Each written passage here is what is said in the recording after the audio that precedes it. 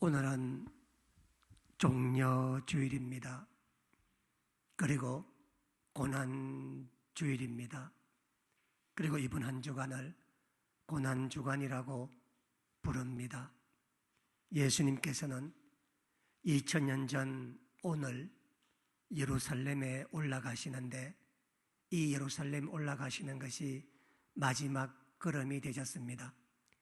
오늘 올라가셔서 돌아오는 목요일 저녁에 최후의 만찬을 하시고 난 다음에 겟세마네 동산에서 기도를 하시다가 가야바 제사장이 보냈던 군사들에게 체포를 당하시고 그리고 금요일 날 본디오 빌라도 법정에서 사형을 받으시고 난 다음에 그날 오후 3시에 예수님께서 십자가에 달려 돌아가셨습니다. 그리고 이틀 뒤 주일날 부활하셨습니다. 그러니까 이번 한 주간은 예수님이 땅에 오셔서 사셨던 공생의 기간 가운데 마지막 주간을 살게 하는 주가 바로 이번 주입니다. 복음서는 예수님의 생애와 행적과 말씀을 기록하고 있지만은 그 복음서 모두 다 분량 3분의 1 이상이 마지막 일주일에 할애하고 있습니다. 그만큼 복음서 기자들에게 예수님 마지막 생애 일주일이 그만큼 중요했기 때문입니다. 오늘 우리가 보았던 마가복음만 하더라도 전체 16장 중에서 6장이 오늘부터 시작되는 바로 마지막 일주일에 대한 이 얘기들을 적고 있습니다. 그래서 이번 일주일 동안 우리도 마음과 뜻을 다해서 우리 주님의 고난과 부활에 동참하기 위해서 집회도 하고 기도회도 하고 말씀도 보며 우리 자신을 돌아보는 시간이 되었으면 좋겠다는 생각이 듭니다. 우리가 살고 죽는 것이 어떻게 우리 마음대로 될 수 있겠습니까? 다 우리 주님의 뜻 가운데 있는 거 아니겠습니까? 유대인 남자라면은 1년에 3번 예루살렘에 올라가야 됩니다. 유월절, 오순절, 초막절 이 세 절기에 유대인 남자들은 예루살렘 성전에 올라가서 절기를 지키는데 예수님께서 2000년 전에 오늘 왜 예루살렘에 올라가셨냐면은 이번 주 금요일이 바로 유대교의 유월절이기 때문에 그렇습니다. 그래서 예수님께서는 일반에 있는 모든 유대인 남자들처럼 그 유월절을 맞아서 예루살렘에 올라가게 되었던 것입니다. 요한복음 5장을 보면은 그 베데스다 연못이라는 이 얘기가 나옵니다. 예루살렘 성은 일반에 있는 보편적 성같이 이렇게 성벽이 둘러싸여 있는 그런 도시였습니다. 서울도 한양도 옛날에 이렇게 성벽이 있어서 사람이 들어갈 수 있는 4대 문이나 여러 가지 그런 문들이 있었지 않습니까? 예루살렘도 마찬가지입니다. 예루살렘도 길이가 4km가 넘는 큰 성벽에 둘러싸여져 있었는데 거기에 들어갈 수 있는 문이 총 11개가 있었습니다. 11개가 있었는데 사람이 예루살렘 안에 들어갈 때 쓰는 문이 우리가 잘 알고 있는 미문이라고 하는 문을 통해서 들어갑니다. 또 생선만 들어가는 물고기 문도 따로 있었고 사람이 예루살렘에 들어올 때 사람은 미문으로 들어가고 사람이 탔던 말은 또 따로 들어가는 말이 들어가는 문이 또 따로 있었습니다. 또 사람이 죽으면 그 성 안에서 죽으면 그 시신을 산 사람이 다니는 길로 나오지가 않으니까 또 죽은 사람들이 다니는 또 문들이 따로 있어서 전체 11개의 문이 있었습니다. 그 중에서 요한복음 5장에 보면은 특별하게 양이 예루살렘 성전에 들어갈 때 예배하러 들어갈 때 번제를 드릴 때 원근 각지에서 양을 끌고 오는데, 짐승을 끌고 오는데 그 짐승이 들어가는 문이 따로 있었는데 그 문을 양문이라고 불렀다고 이야기합니다. 그런데 이 요한복음 5장에 보면은 매우 특이하게도 이 11개의 문 가운데서 양문 곁에만 베데스라고 하는 연못이 하나 있었다고 이야기해요. 이 연못은 영어로는 스위밍풀이라고 번역하고 있는데 깊지는 않는데 그러니까 사람의 한 배나 어깨나 요 정도로 올 정도의 이 연못이 있었는데 규모가 상당했습니다. 작지 않았습니다. 왜냐하면 요한복음 5장 2절과 3절에 보면은 그 연못 주변에 지붕만 있는 이 행각, 정자 같은 큰 규모의 정작이 5개나 있었다는 것을 봤을 때 굉장히 컸었습니다.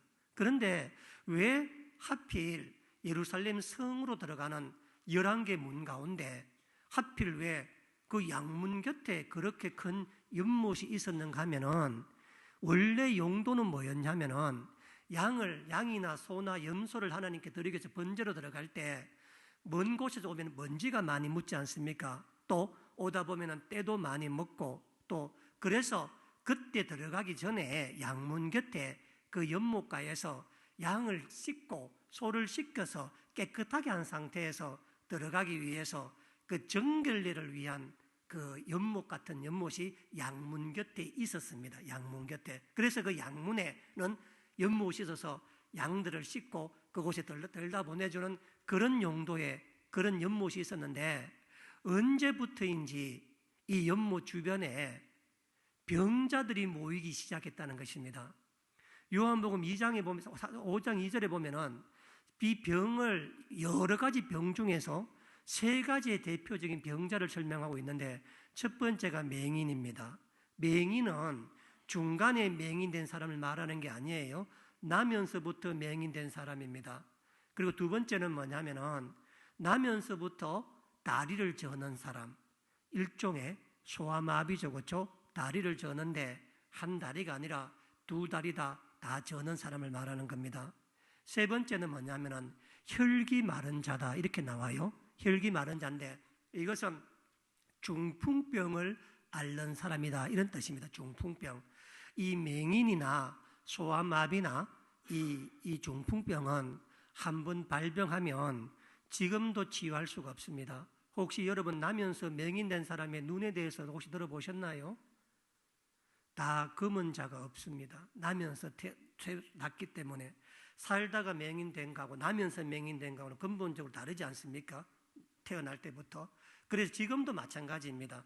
나면서 맹인된 자는 원래 시신경이 없기 때문에 다른 눈으로 바꿀 수가 없는 거예요. 되질 않는. 보다가 뭐 눈이 안 보이면은 시신경이 살아있어서 바꿀 수 있지만은 원래부터 그렇게 시스템이 되어 있지 않는 거예요. 또 나면서 소아마비라고 하는 것은 걸을 수 있는 시스템이 준비되어 있지 않습니다. 어디 살다 가다가 다리가 삐끗해서 다치고 그런 개념과 다른 개념이에요. 자기 스스로 걷는다는 개념이 존재하지 않는 사람입니다. 그런 개념 자체가 우리한테. 중풍병은 말할 것도 없겠죠. 그렇죠? 그런데 여러분 이상하지 않습니까? 왜냐하면 지금 이 예루살렘 성전 옆 양문이라고 이야기했고 양문 옆에 베데스다 연못이라고 이야기하지 않았습니까? 이곳은 병원이 아니에요. 그렇죠? 상식을 갖고 한번 생각해 보세요. 병원이 아닙니다. 여기는 요양원도 아니에요. 여기는 기도처소도 아니에요. 그저 양들을 씻기 위한 그렇게 만든 양문인데 여기에 어마어마한 병자들이 그 5 행각을 딱 채우고 남을 정도로 엄청난 병자들이 여기에 와 있었다는 그 이야기입니다. 매우 상식적이지 않는 얘기예요. 왜냐하면 그 당시에도 왜 대학병원이 없었겠습니까? 왜 당시에도 이름난 명의가 왜 없었겠습니까? 왜 그 당시에도 왜 최첨단 의료시설을 갖춘 데가 왜 없었겠습니까? 그런데 지금 이 사람들이 그런 병원에 가 있는 것이 아니라 병원도 아니고 요양원도 아니고 의료와는 아무 관계가 없는 양들의 몸을 씻기던 그 연못가에 수많은 병자들이 불치병자들이 이곳에 모여 있다는 것입니다. 그 이유가 뭐냐면은 바로 이 연못과 관계되어 있는 전설 때문에 그래요. 전설 때문에. 바로 기적입니다. 기적을 바라기 때문입니다. 저는 오랫동안 선교센터와 기도원과 이 목회를 하면서 이 기적이라고 하는 말을 들을 때마다 가슴이 좀 짠하고, 그리고 뭐라 그럴까요? 마음이 좀 서운한 마음이 들 때가 늘 있습니다. 서운하단 말이 좀 표현이 그런데 왜 그러냐면은 지금 이 연못가에 모두가 기적을 바라잖아요. 그렇죠?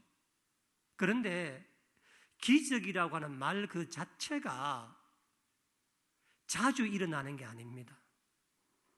기적은 여러분 생에 2번 일어나도 기적이 아니에요. 그래서 성경에 같은 기적이 일어난 것이 없습니다. 홍해는 한 번만 갈라져요. 2번 안 갈라져요. 왜냐하면 기적이기 때문에 그렇습니다. 홍해가 2번 갈라지면 기적이 아니야. 그때부터 다른 게 되는 거라. 그러니까 뭐냐면 기적이라고 하는 것은 뭐냐면 그 서러운 거라. 하나님의 기적을 바라시는데 기적은 상식을 뛰어넘는 설명되지 못하는 어떤 현상이 기적이잖아요. 그렇죠? 그래서 기적을 날마다 바라지만은 기적이 일어나면은 기적이 아니기에 기적의 딜레마가 있는 겁니다. 그리고 기적이 서러운 이유는 뭐냐면은 항상 기적은 남에게만 잘 일어나. 나는 안 일어나. 항상 누가 뭐 됐다, 누가 뭐 됐다. 항상 그 이야기 듣는데 나는 아무리 기적이 잘 일어나지 않는 것 같아. 그래서 기적은 늘 마음을 짠하게 하고 또 우리 마음을 참 서러운 마음이 들기도 하는 겁니다. 이 베데스다 연못가도 마찬가지예요. 지금 여기에 사람들이 알고 있습니다. 기적이 일어난다는 것을. 또 믿고 있어요. 기적이 일어났다는 것을.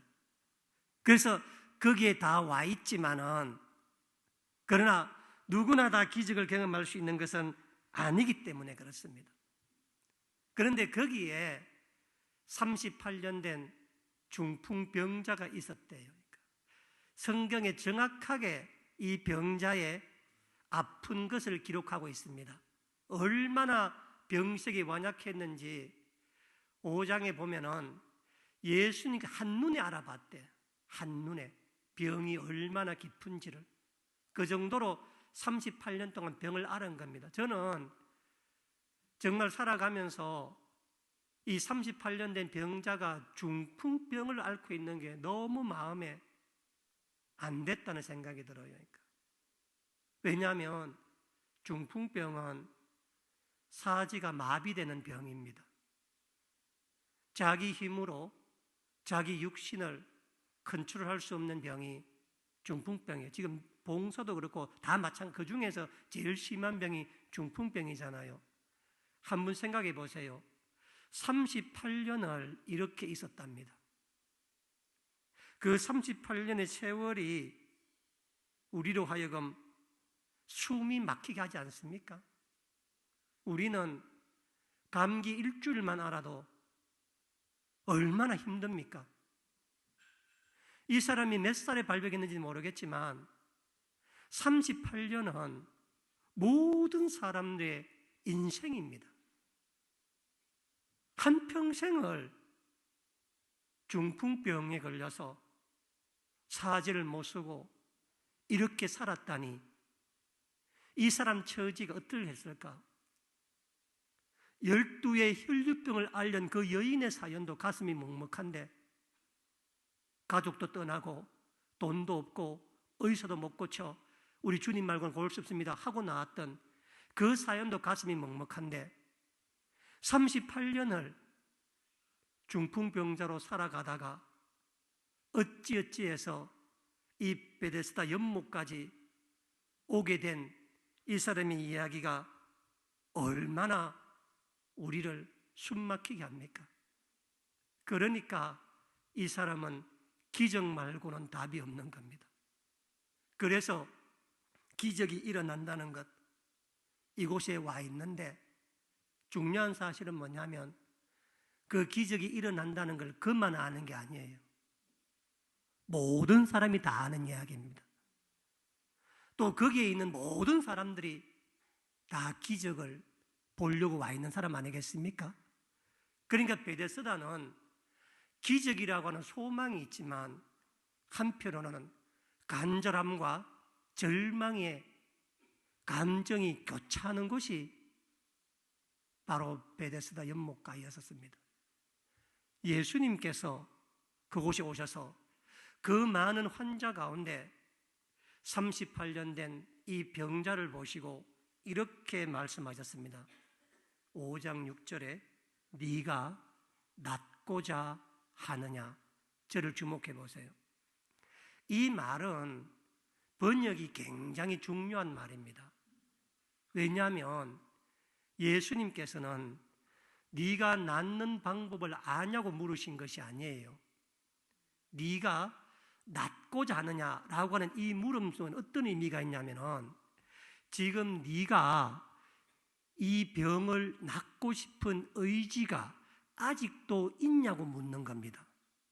그러니까 이 말은 네가 아직도 낫고자 하느냐 이 뜻입니다.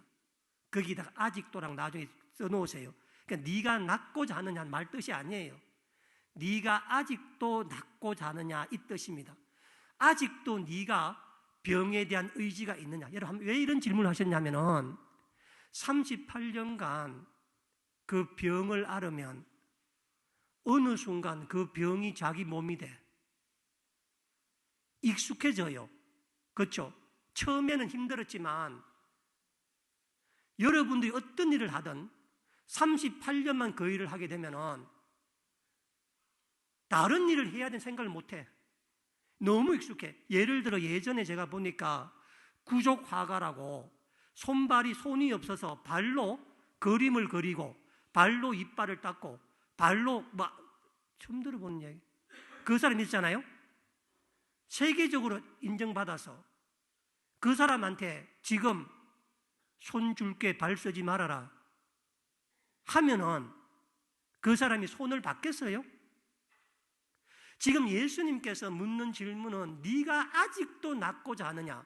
38년간이나 이 병에 있었으면 이제 네 몸에 익숙해지지 않았느냐? 그게 더 편할 수가 있어. 안 그래요? 38년간 그렇게 살았으면 그동안 죽지 않고 잘 살았잖아. 38년간 뭐 나름대로 노하우가 있어가지고 처음엔 죽을 것 같았고 처음에는 몸이 마비되니까 인생이 끝나는 것 같고 자살하고 싶고 남들한테 막 내 수치를 보면 미칠 것 같지만은 38년을 사는 거 어때요? 38년을. 그래서 숫자가 나오는 거야. 숫자가 여기서. 이 38년 동안에 베데스다까지 왔다는 말은 뭐냐면 가족 다 떠난 거야. 옛날에. 돈이 어디 있겠어 이 사람이. 38년 알았으니까 학교를 갔겠어, 기술을 배웠겠어, 직장이 있었겠어. 그때 평균 수명으로 보면 한평생을 앓은 거야. 중풍병으로 누워있었던 거야 이 사람이. 그런데 네가 지금 나와서 세상 나가서 다시금 네 몸으로 살 수 있겠느냐? 주님 물으시는 겁니다. 뭔가 있어야 나가 살지. 누워있으면 병자라고 적선이 하지만은 38년 만에 일어서 가지고 집에 가면은 누구 만나면 어떻게 먹고 살아? 그게 주님 묻는 거예요. 네가 아직도 여기 낫고자 하는 게 의지를 묻는 거야. 의지를. 야, 네가 나을 길이 있다면 네가 지금 여기 이를 낫겠느냐고 물어보는 겁니다. 참 이 질문이 늘 우리에게 어렵게 하는 질문. 왜냐하면 우리는 살아가면서 너무도 오랫동안 우리의 관성과 살아가는데 젖어 있으면 새로운 걸 하기 힘들어지는 겁니다. 그게 주님 물어보시는 겁니다. 38년이나 누워 있었는데 여기가 더 편하지 않느냐? 네가 살아온 게 더 낫지 않느냐? 1, 2년 알았으면 물어볼 게 없지만 38년 됐기 때문에 물어본 거예요. 네가 낫고자 하느냐? 내가 너를 낫게 해주는 것이 네게 유익이 되겠느냐? 내가 너를 치료해 준 게 네게 유익이 되겠느냐? 이렇게 물어본 거예요. 예수님께서. 물어봤더니 이 사람이 뭐라고 대답을 하냐면 이런 대답을 합니다. 저 물이 동할 때 나를 넣어주는 사람이 없어서 내가 병을 못 고치고 있다라고 이야기합니다. 예수님은 지금 여러분에게 여러분 자신이 여러분 환경을 이길 수 있는가 묻는데, 이 사람은 다른 사람이 나를 안 도와줘서 내가 지금 이 모양 이 꼴로 살고 있습니다 라고 대답을 하는 겁니다. 그런데 생각해 보세요. 그 베데스다 연못가에서 이 사람을 도와줄 사람이 있어 없어?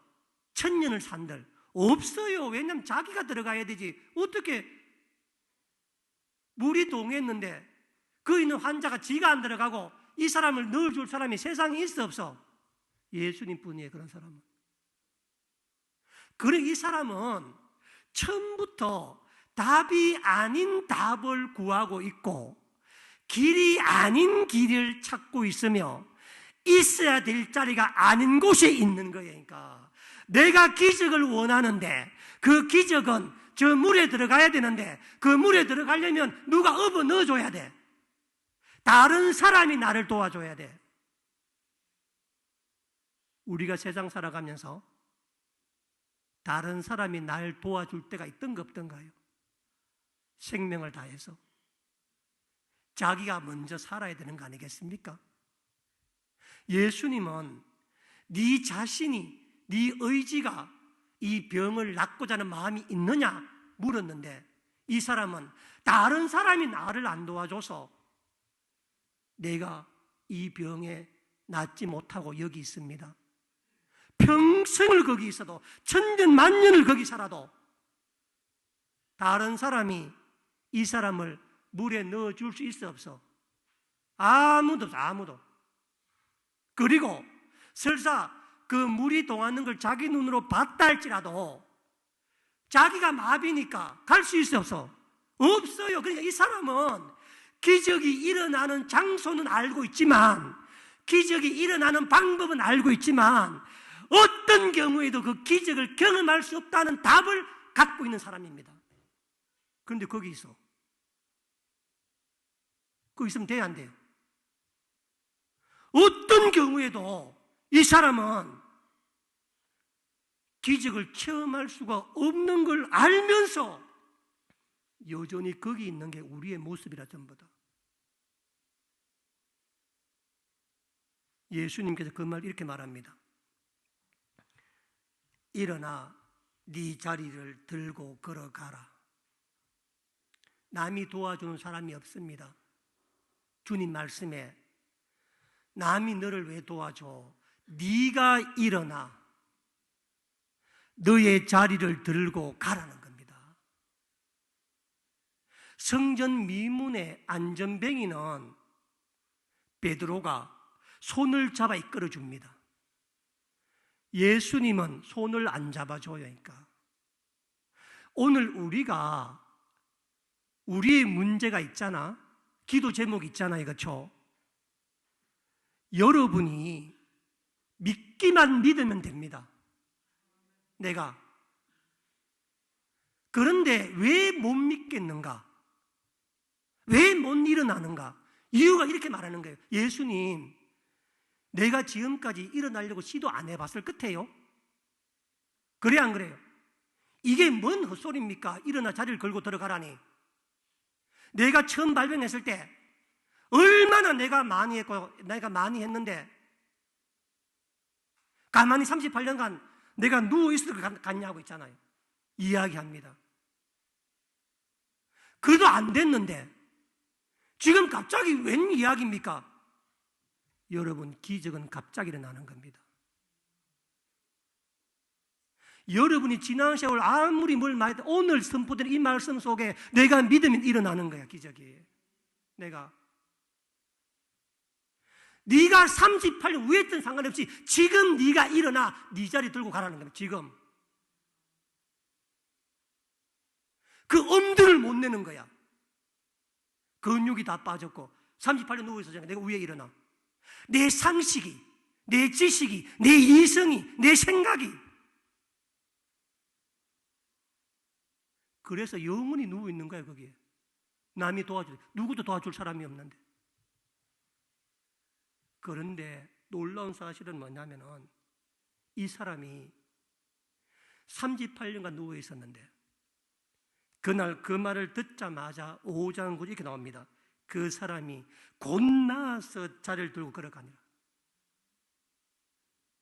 예수님 말씀이 떨어지자마자 바로 일어나서 갔다는 겁니다. 말씀이 일어나자마자. 순종이 그래서 중요한 겁니다. 순종이라고 하는 것은 뭐냐면 예수님 말씀을 따른다는 말이 아니라, 순종은 뭐냐면은 내 상식과 이성과 지식과 경험을 내려놓는다는 거니까. 이래서 안 되고 저래서 안 되고 얼마나 생각이 많아. 우리는 살아가면서 뭐를 이야기하면은 오만 생각이 많아. 목사님 이렇게 저렇게 생각 뭐 다. 순종은 뭐냐면은 여러분 보세요. 예수님께서 누가복음에 나인성을 올라갈 때, 나인이라는 성을 올라갈 때 했었어요. 거기에 상여가 안 내려와. 예수님 상여를 멈춘다고. 예수님께서 상여를. 여러분, 상여를 멈춘다는 말은 뭐냐면 죽은 자를 일으킬 수 있는 능력 있는 사람만이 멈추는 거잖아. 상여를 누가 멈춰? 아무 생각이고. 상여를 상식으로 상여가 멈추면 돼, 안 돼? 상식으로 이 사람이 정신이 있나 없나 이렇게 말해야 되잖아. 그날 가부는 상여를 멈춘다고. 그 처음 본 예수님의 말에 그 아들이 일어난다고 하니까. 지금도 마찬가지라. 내가 살아가면서 하나님 말씀이 내게 왔을 때, 내게 마음에 들어왔을 때 내 상식과 이성을 절대 안 돼. 그러니까 기적이라는 것은 뭐냐면 상식을 뛰어넘고 이성을 뛰어넘는 거라. 우리가 기적을 경험하지 못하는 이유가 뭐냐면 항상 생각이 너무 많기 때문에. 생각이 항상. 이 사람 볼 때 38년간 누워 있었는데 이 사람이 얼마나 그동안에 용을 섞여서 일어나려고 한번 생각해보세요. 그렇죠? 38년간이나. 그런데 또다시 네 자리 들고 일어나라고 이야기하니까 이게 농담처럼 들리고 자기를 비우는 것처럼 들릴 거잖아요. 그렇죠? 자기 조롱하는 것처럼 들릴 거잖아. 이 사람은 그날 우회된 일인지 그 말 듣고 그 성전님은 안전병이야. 베드로가 손을 잡아 이렇게 있으니까 따라 올랐다 치지만은 이 사람은 완전하게 온전하게 자기 발로 자기 힘으로 일어난 사람이라. 온전하게 순종한 사람이라. 그러니까 기적이 일어난 거니까. 제가 오늘 이야기 위해 오늘 본문이 같은 얘기라. 오늘 본문 보세요. 이제 오늘 종료주일인데 1절 보세요. 그들이 예루살렘에 가까이 와서 감난산 벳바게와 베다니에 이르렀을 때 예수께서 줄지세요. 제자 둘. 이 제자들이 중요해. 제자들이.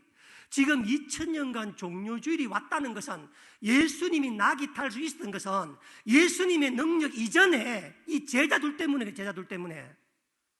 보세요. 이 제자 둘을 보세요. 보내심에 이르시되 너희는 맞은편 마을로 가라. 그리로 들어가면 곧 아직 아무도 다 보지 않은 나귀 새끼가 매이는 걸 보니 그걸 풀고 와라. 끌고 오라는 거예요. 여러분 날 보세요. 이게 말이 되는 이야기입니까 이게? 제가 예를 들어서 안준석 오준사한테 야 둘이 외관역 앞에 가면은 벤츠 한 대 있을 건데 가서 그냥 가서 끌고 와라. 가면 둘이 가겠어? 목사님 뭔 이야기입니까 지금? 여러분 기적은 어떻게 시작되냐면은 예수님 말이 말 같지가 않잖아요. 그렇죠? 어떻게 스승이 제자에게 이런 말을 해? 차라리 이렇게 말해야지. 야, 내 낙이 필요한데 너희들 돈 하면 그다 봐라. 얼마든지 간에 한 마리 구해봐라. 하든지 아니면 여기가 베단이니까 나사로가 살았잖아요. 나사로가 마리아 마리다는 막 200데나리온 막 그 확률을 깨뜨리잖아. 그렇잖아. 그러니까 가서 300데나리온 깨뜨리니까 가서 나사로한테 가서 우리 주님 필요하니까 좀 어디 한 마리 빌려달라 이러면 돼, 안 돼? 그러면 가서 십자나 가서 주님이 낙이 필요하다 하니까 한 마리 그냥 빌려주면 저녁에 갖다 주겠다 내가 타고. 그러면 나사론들 그 이야기 안 해주겠어? 마리아 마르다가 안 된다고 말하겠어요? 그 같은 동네인데. 그런데 주님이 뭐냐면 제자들이 누군지 몰라. 성경 전성에는 베드로와 요한이래. 모르겠어. 말만 하면 베드로 요한이 항상. 그런데 누군지 모르겠는데 이름도 안 밝혀서 쟤들 보내가 야 너희들 저 동네 가서 나귀 한 마리 끌고 와라. 아이고 예수님이 웬 말입니까? 이거 도둑질을 왜 시킵니까? 이런 말 해야 하니 여기 하지 않습니다. 기적은 뭐냐면 내게 길이 있고 내게 답이 있으면 기적이 아니니까. 베세다 광야에서 예수님께서 남자는 5,000명 모여 있는데 이 사람들 밥을 먹이라는 거라. 광야에서. 여러분, 예수님이 선포하시면 반드시 답이 있어. 길이 있다니까. 아이고 200대 날은 어떻게 그렇게 하면 안 된다니까. 내 말은 내게 감동이 오면은, 내게 성령의 음성이 들리면, 내게 어떤 말씀이 내게 내려지면, 생각이 복잡하면 기적이 안 일어나. 앞뒤를 재면 기적이 안 일어난다니까. 왜냐하면 하나님이 말씀하시는 데는, 하나님이 가라는 데는 반드시 답이 있고 길이 있다는 거예요. 반드시. 출애굽기 14장에 보면은 예수님께서 그 출애굽한 백성들 전부 다 끌고 홍해 앞바다로 가는 거야. 길이 있어, 길이 없어요. 길이 없어.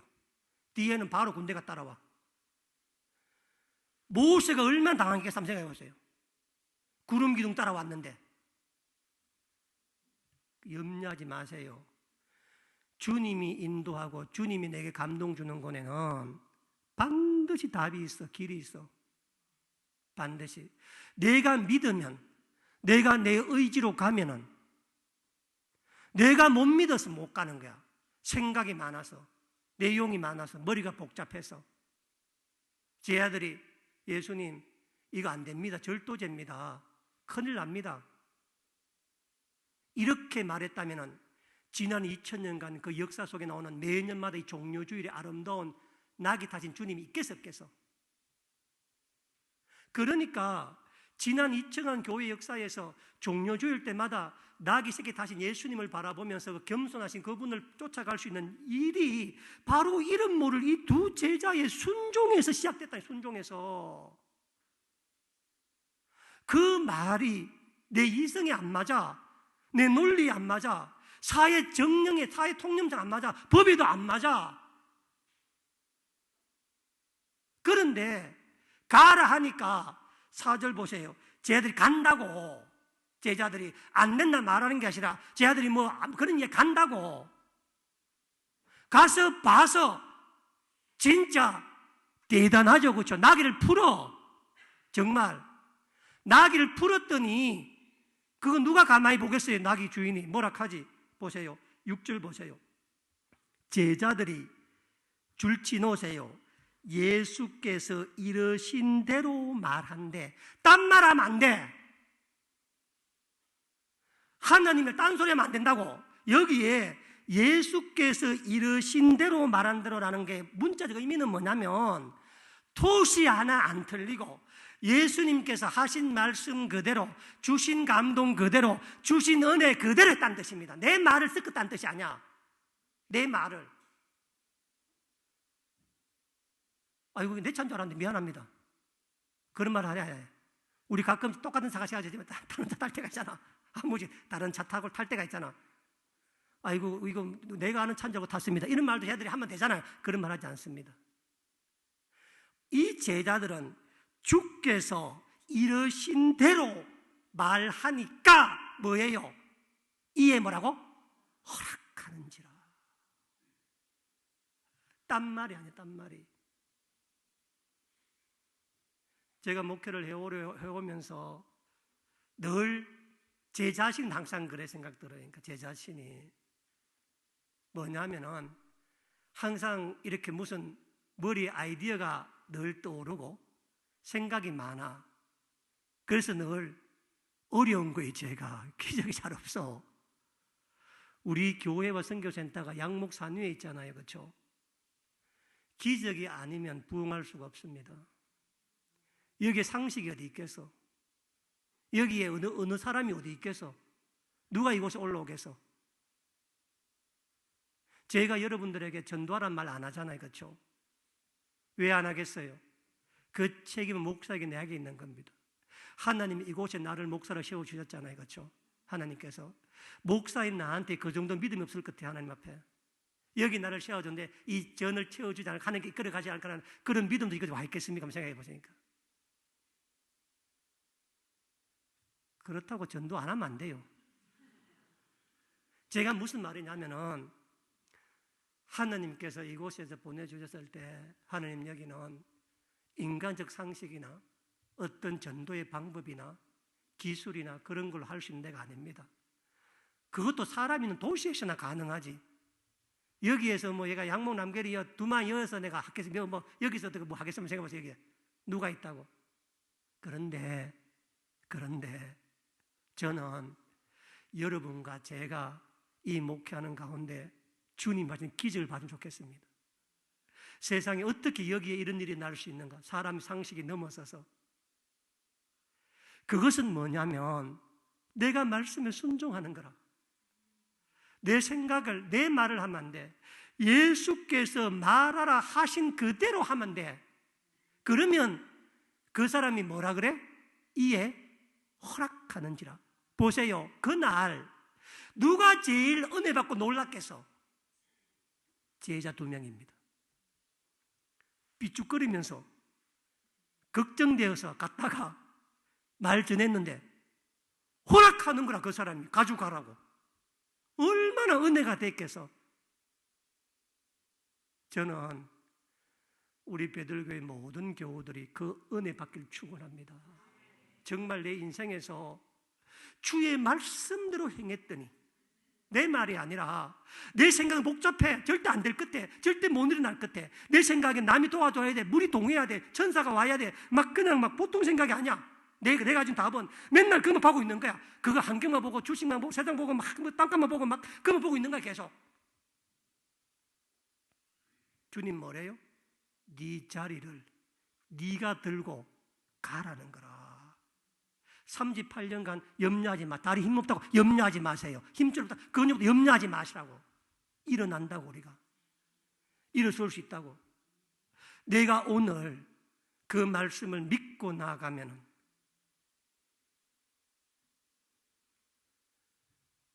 그래서 기적이 힘든 겁니다. 너무 생각이 많기 때문에. 그래서 내가 전적으로 내 인생 하나님께 맡긴다라는 거. 우리 티미샤님 형님이 내일부터 이제 호스피스 치료로 들어간답니다. 호스피스 치료는 뭐냐면은 더 이상 약물을 치료하는 것이 아니라 그 사람이 편안하게 죽음을 맞이할 수 있도록 옆에서 말을 해주고 위로해주고 도움을 주고 죽음을 자기 스스로 맞이할 수 있는 것들을 만들어주는 치료로 갑니다. 더 이상 약 치료하지 않고 아무것도 하지 않습니다. 우리가 살아가면서 주님이 우리를 그렇게 대하는 우리의 삶이 돼야 돼요. 약도 의지할 때가 있고 의지하지 않을 때가 있습니다. 내가 내 인생에서 약이 안 통하면은 그렇게 말씀하시더라고. 이 약이 안 통한대 이제 너도. 그런데 정신은 아직까지 깨끗하게 말짱하시대. 정신은. 그런데 약이 내 몸에 안 통할 때는 하나님은 뭐 하라는 거예요? 하나님의 호스피스를 받으라는 거라. 그런데 그게 안 돼. 이성 때문에, 논리 때문에, 생각이 많아가지고. 그래서 결단과 믿음이 필요한 겁니다. 우리한테. 이 2명의 이 제자가 이 어려운 결단과 순종했기 때문에 2000년 교회사에 낙이 타신 예수님을 볼 수 있는 거라고. 낙이 타신 예수님을. 우리 오전사 안전사 그렇게 하겠습니까? 제가 안 시킵니다. 생각이 많아가 제가. 그러니까 이게 문제라. 이게 시켜야 되는데 못 시켜. 생각이 많아서. 저 둘이 하겠나? 이게 또 하겠나? 이게 걱정이 많아가. 그 기적이 안 일어나. 진짜. 정말 기적은 뜻하지 않는 주님의 말씀 속에 내가 가는 겁니다. 여러분, 출애굽기 17장에 물은 어디서 치라고? 반석을 치라. 말이 되는 이야기입니까? 땅을 파야 물이 나오지. 그러나 선포되는 말씀에, 주님의 말씀에 정말 믿고 처음에 나와. 못 쳐 못 나오는 거야. 못 쳐서 안 돼서 여기 물 나올까? 이런 마음가짐은 안 돼. 그러니까 우리는 그것 때문에 기적을 못 보는 거라. 저는 여러분들이 뭐 경제가 어렵고 세상으로 삶이 어렵다 이야기하잖아요. 그것도 다 마찬가지입니다. 저도 다 어렵고 다 힘들잖아요. 그렇죠? 정말 올해 안에 기적 봅시다. 진짜 믿고 내가 하나님 앞에 정말 주님의 말씀하신 대로 그대로 이르니 행하니 이에 허락하는지라.